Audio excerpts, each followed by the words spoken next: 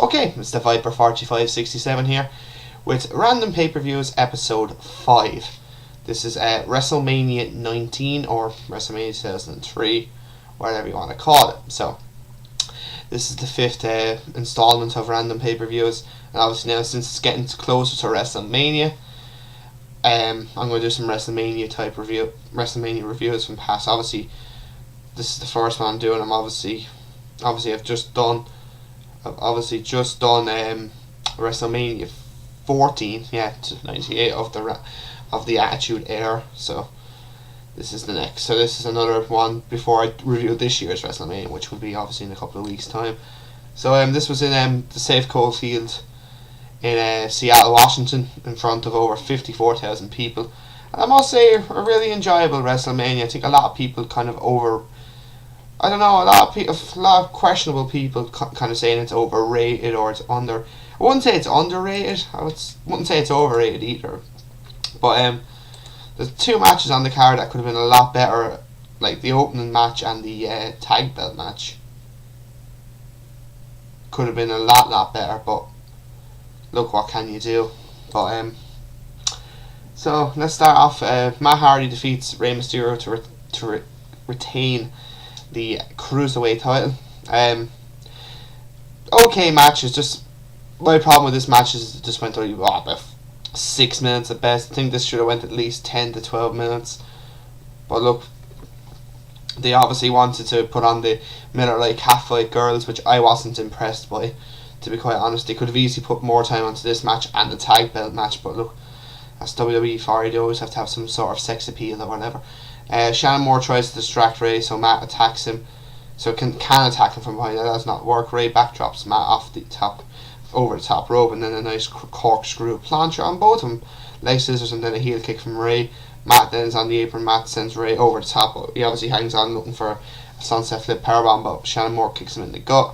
Ray rams Ray into the barrier. Matt goes to twist fade, but Ray counters into a pin for 2. Matt then with the side effect then gets 2. Matt goes shoulder first and ring post, and Ray then with a springboard on Matt, and then a springboard crossbody gets 2 for Ray. And also he gets a tornado DDT for 2. So Shannon Moore grabs Ray's leg, and Matt gets the twist of fate, but that gets 2. Matt goes for the razor's edge off the first rope of the kind of on the turnbuckles, but Ray counters it into a Hanakan Rana. Ray goes then for a roll, but Matt reverses it into a pin of his own, and that gets the win. So as I said, the match was way too short. I think about 5 to 6 minutes. If it went another maybe 5 6 minutes more, it could have got 2.5, maybe even a 3-star match. So WWE kind of blew the ball on that one. So shall we say star and a half. So then we see the Miller Lite Catfight girls talk about the 2 main event match, saying basically Hulk Hogan made WrestleMania Hogan versus Rock, Hogan versus Vince, and obviously Rock versus Stone Cold. Then we see Nathan Jones basically out cold on Sunday night. He thanks the Big Show and A-Train after Nunzio basically baiting them into the locker room. So that leads to the next match, which is The Undertaker defeats A-Train and Big Show in a crap match. I actually forgot all about this fucking match because I watched it years and years ago now. So it was absolutely pathetic match. Like some of Undertaker's kind of earlier, Undertaker's kind of the first 15 matches, I'd say, of his streak have been shit.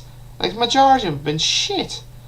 Like, I can't understand why Undertaker never took on Chris Benoit or Jericho at WrestleMania. I just don't get that.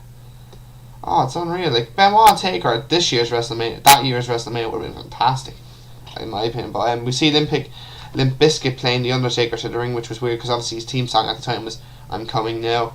And he used that for the last 8 months of that period. So I think he used it starting from Unforgiven, I think, or something like that, or something in between. And basically WWE saying they're their favourite band in the whole world, which obviously doesn't, because obviously Undertaker's, if you watch any old Undertaker matches now with WWE, they actually dub out the music. So Taker with a chokeslam on A-Train, that gets 2. Taker with old school on A-Train. Derailer then from A-Train. Big Show drops Taker on the barrier. Clothesline gets 2 for A-Train. DT then from Taker. Big Show with a choke slam. Nathan Jones comes out with a nice spinning heel kick to Big Show, and then a big boot to A-Train. Taker then with the tombstone for the win. So star, that's about it. I'm being probably nice, even it's probably overrating that really, but nah, I'll be kind, I'll give it a star. Then we see the Middle Age Catfight girls talking with Tori and Stacy. Yay. And then we get Trish Stratus defeating Jazz and Victoria to win the women's title in a decent match, I must say.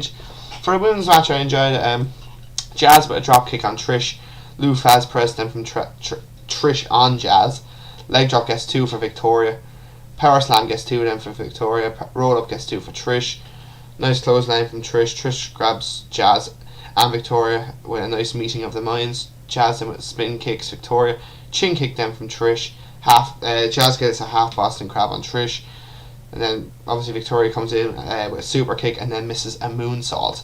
Steven then gets in the ring, hits himself with a chair, bounces back off the ropes obviously. Then Trish gives him the satisfaction. And chin kick gets the win on Victoria, in which was a decent women's match. Rock does not care what people think of him, and his destiny is to beat Stone Cold tonight, so yay. Next match then is Team Angle defeating Los Guerreros and Rhyno and Chris Benoit in an okay triple threat tag team match for the WWE tag team titles. What kind of annoyed me, but again, this match was too short. It was I think 3 minutes, maybe over 3 minutes more than the Cruiserweight match. This match could have went another 6 or even double the time, even if you want to, or even just put Team Angle versus Los. Take out Rhyno basically in this match and put someone else in with Benoit would have been better. But what can you do? Brawl to start off with backdrop from Chavo, suplex then from Chavo. Round power slam gets 2 for Rhyno.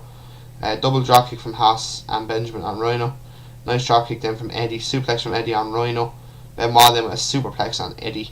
Benoit with the crossface now, but Haas breaks it up, and a brainbuster then from Eddie on Benoit. Leg scissors from Benjamin on Chavo. Benoit then with a German suplexes on Chavo. Nice super kick then from Benjamin on Benoit. Eddie breaks up the pin with a frog splash on Benjamin. Rhyno with a gore on both Charlie Haas and Chavo. Benoit covers Chavo, basically sneaks in to get the win. And that's it. At least could have went another 5 or 6 minutes. Then the catfight girls argue who created WrestleMania, Hogan or Vince, so they were going to have a catfight later on, and that would be in bed. So I could not give 2 flying fucks, basically. And I'm not going to talk about that either, because at the end of the day, if you want fucking pleasure and all that, watch porn basically, or get a girlfriend, or whatever, or hire a prostitute. I couldn't give a fuck. I honestly don't not give 2 fucks about women fighting in bed. If I want to see that, I'll watch porn. Basically, I'm not trying to be creepy or anything there on that one, but still, if you want to watch women in bed, just go watch porn or watch fucking whatever. Basically, could not give 2 flying fucks about the Middle Age Catfight girls. Could not give a toss. And I forgot actually, on Sunday night Lance Storm and Chief Morley retained the World Tag Titles by defeating RVD and Kane, thanks to interference from the Dudleys. So I think this match was actually originally on the card itself, but thanks to the Middle Age Catfight girls again, so basically they kind of ruined 3 matches basically. But I didn't mind this being on Sunday night here. Didn't really give a fuck about that. But I think the WWE tag titles and the Cruiserweight, they did kind of suffer. So, or even if they had to make one of the matches longer, which I probably would have picked the Cruiserweight match because of the triple threat tag match. I wouldn't have really given a crap about, really, if I'm being honest. I think if I had to pick one match to kind of be a bit longer, it would have been the Cruiserweight match, because it actually was pretty good. So there you go. Next time we have Shawn Michaels defeating Chris Jericho in a fucking superb match. Obviously Jericho basically grew up basically loving Shawn Michaels. He wants to be like Shawn Michaels, but now he wants to be the first ever Chris Jericho. Basically classic match this was. Jericho slaps HBK in the face, then HBK then with a baseball slide, nice spinning heel kick then from Y2J. HBK puts in the figure 4 lock on Jericho, but Jericho reversed it. Shawn then goes shoulder first into the ring post. Michaels then skins the cat, and kind of Y2J gets towards him, and he basically gives him a head scissors and a plancha. Jericho then with walls of Jericho on the outside. Jericho rams HBK then back first into the post. Jericho then with a drop hit while HBK was on the apron of the ring. Jericho then with a suplex that gets 2. Jericho then with a backbreaker. He works the back throughout most of this match. HBK then with a nice DDT after reversing a backdrop. Jericho does Michael's flying forearm, and then basically does HBK's pose. Then HBK kicks up, and while he does that, HBK then with a moonsault that gets 2. Roll up then gets 2 from Michaels, and then pinning sequence then from both of them. Northern Light Suplex gets 2 for Jericho. Jericho then with the Lion Tamer, that gets 2. Y2J then counters a Hanukkah Rana into the walls of Jericho. And then Michaels then gets to the ropes, reverse elbow from the top from Y2J. Y2J then tunes up the band and gets switching music for 2. HBK then catapults while Jericho onto the ring post, and a roll up gets 2. Jericho then goes for a back suplex off the top bottom midair. HBK reverses it into a crossbody for 2. Michaels then with a diving elbow from the top. HBK goes for switching. Jericho ducks and gets the walls. Jericho and HBK gets the ropes. HBK then with switching music, and the roll up gets the win for Michaels. And after the match, then Michaels wants to shake Jericho's hand, but Jericho hugs Michaels and then basically kicks him in the bollocks, which was funny. So match was awesome. 4.5 stars easily. Great match. Great match. Then we get a trailer then announcing that Goldberg is coming to WWE, which I think he comes the next night on Raw. And obviously he's going to be a part of WWE Backlash. And then we hear Goldberg chants after that. Then we hear Limp Bizkit singing their theme song for WrestleMania. And who gives a fucking shit. Next match then, Triple H defeats Booker T in an OK match to retain the World Heavyweight title. This match is obviously a bit controversial because of what Triple H talks about Booker T's criminal past, saying people like him should not be World Heavyweight Champion, and that caused a bit of heat. Basically, people were saying, I think, just because he was black or something. It's not because he's black, it's because of the criminal, but obviously the way Triple H said it, so a bit of controversy into this match. Triple H and Booker trade chops, backdrop then from Booker with an arm drag from the top rope. Booker rams Triple H head first into the ring post, and then a nice clothesline gets 2. Triple H rams Booker into the steps. Triple H with a neck breaker gets 2. Triple H then with a lovely spine buster, which gets 2. Then Booker comes back with a lovely DDT, spinning heel kick and then a sidewalk slam. Nice knee, that gets 2 for Hunter. Face buster then from Triple H, and then spine buster gets 2 for Booker. Triple H comes off the second rope and needs a boot of Booker, that gets 2. Flair puts the knee of Booker on the steel. Basically, Booker T falls out. Basically goes for a spinning heel kick, but Booker gets caught on the ropes and he falls out of the ring. And Flair basically lifts Booker and basically puts his knee onto the steps, which was lovely. Then back in the ring, then Indian deadlock by Triple H. Booker gets to the ropes. Roll up gets 2 for Booker. Flying reverse elbow then, and then a scissor kick gets 2. Booker then gets onto the top rope and does a Harlem hangover, that gets 2. And then Triple H then with a pedigree, which gets the win. So nothing really special about this match at all, if I'm being completely and utterly honest. Thought the match was a bit stale at times, but it was still nothing bad, or I don't think really. 2.5 stars. I've seen people rate it higher, but I just wasn't interested really, if I'm being honest. It was a decent match, it wasn't shit or anything. It's just, I think 2.5 stars, or maybe 3 stars you could rate it, but that's about really fucking it really. Next match then is Hulk Hogan defeating Vince McMahon in a very good street fight, I must say. I've kept this 3.5. I might be overrating this, but I fucking love this match. Vince slaps Hogan at the start. Hogan beats the shit out of McMahon at the start. After that, Vince rams Hogan's shoulder first into the ring post. Hogan then rams Vince into the ring post and then hits him with a chair, and Vince is busted wide open. Hogan hits with a chair into the back, and then he does it then to the shoulders.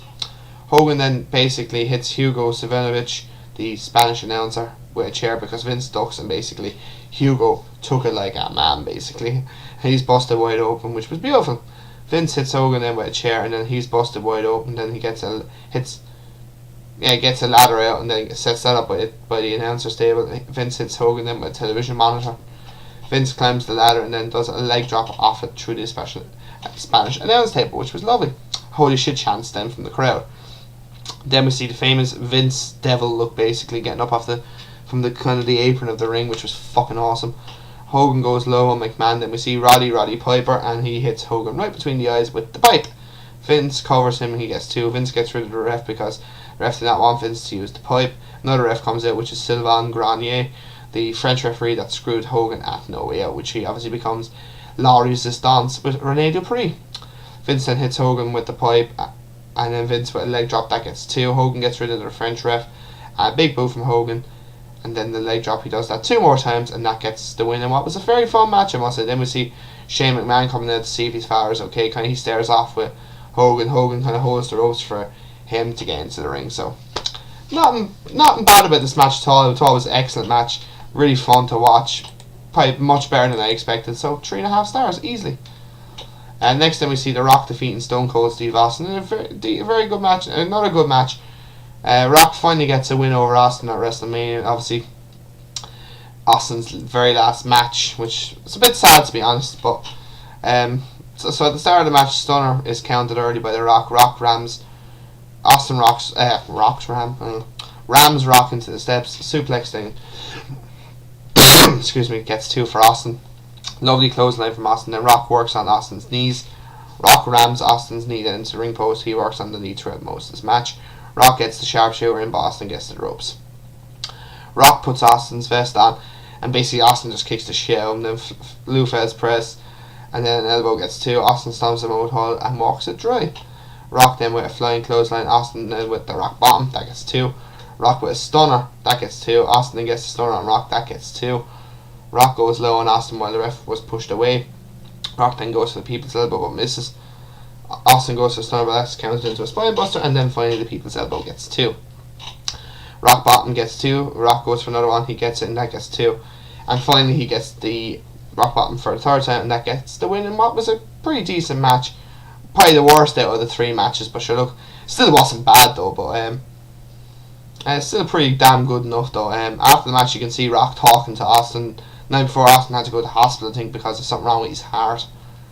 Basically, almost having a heart attack, and basically and obviously was having problems with his neck then as well. So which was sad. It's sad because I thought he had at least another 2 years left in him, really. So it was a shame, really. But other than that, the match kind of the best he could do, basically, of what happened. Basically, he couldn't do anything better, anything worse or better. So 3 1/4 stars. Next then, Brock Lesnar defeats Kurt Angle to regain the WWE Championship in a very good match. If Team Angle interfere or if Angle gets disqualified, he will lose the title thanks to Stephanie, who was the GM at the time. That was announced, I think, that week on SmackDown, or the week after, or the week previous.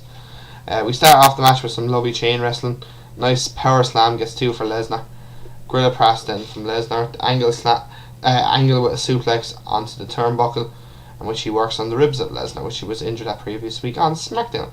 Side suplex gets 2 for Angle. Angle then with a lovely belly to belly. Nice knee to the back of the ribs, and then Brock then comes back with a spine buster. Nice clothesline from Lesnar. Belly to belly then from Lesnar, and he does that again, and that gets 2. Then Angle comes back with 4 German suplexes, which were fucking beautiful. Angle goes for the Angle slam. Lesnar counters it, and Lesnar goes to the F5, but Angle counters it into the ankle lock. But Lesnar gets to the ropes. Then Angle goes for a half Boston Crab. Lesnar backdrops Angle off the top rope onto the floor. Angle then with a German suplex that sends Lesnar inside out. That gets 2. Angle then with the Angle slam. That gets 2. Lesnar gets the F5. That gets 2. Angle then gets the ankle lock in again into the centre ring. Then wraps his legs around Lesnar's legs while Lesnar gets to the ropes. Small package then gets 2 for Angle. Lesnar gets another F5. And on Angle, then Lesnar goes to top ropes and does a horrible looking shooting star press that fucking nearly kills him. Basically lands right on the top of his head. Angle was way too far anyway. Angle covers him to get 2. That was obviously supposed to be the ending of the match, but there you go. Lesnar then yet another F5, and that gets the win. So other than that, this match was excellent. 4.5 stars easily. Then obviously after the match, Angle obviously goes to get his surgery on his neck, and we will not see him for nearly 4 months. Which obviously he got some sort of cleaning of the spine or something that saved his career by at least 6-7 months. So yeah. So overall, this show was pretty damn. The first kind of 3-4 matches weren't great, but the last 5 were excellent. Like all pretty damn good. 8.75 out of 10 easily. So yeah. So this is me review of WrestleMania 19. Please remember to comment, subscribe and like, and I will talk to you guys soon. So take it easy.